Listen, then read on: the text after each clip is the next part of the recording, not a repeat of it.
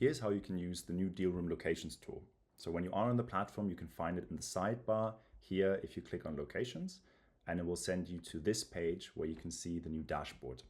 So this dashboard allows you to look at locations, be that countries, cities, but also regions in a lot more detail, and also compare and contrast these.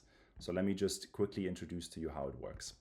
At the top here, we have these different columns, which are certain categories. We have the overview tab. We also have the 3 categories from the Ecosystem Index 2025, but also other ones such as venture capital, academia, where we look at alumni companies and spinouts, and just many ways you can look at location data in this dashboard. Let me just show how it works at the example of the champions. We generally have some filters here where you can look for places such as here, Sao Paulo, but also a filter where you can remove countries or metros or regions or so on, and a drop down where you can filter to specific areas of the world should you be interested in that. But I want to show you what I really find fascinating about this new tool, which is being able to compare and contrast different regions and say you're interested in how Paris compares to London, but let's also choose a more global comparison and bring maybe Tel Aviv in here and Singapore as well.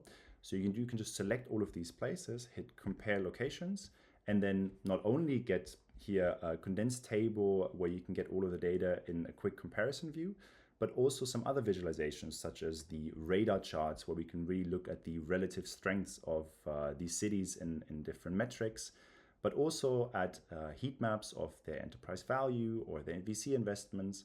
And the same also in line charts where you can really plot their changes over time. And you can always find some interesting insights, such as here that Singapore really outpaced the others, and especially Paris, between 2020 and 2022. So there's loads of things you can do here. I just encourage you to explore, see what interesting insights you can find, and yeah, have fun.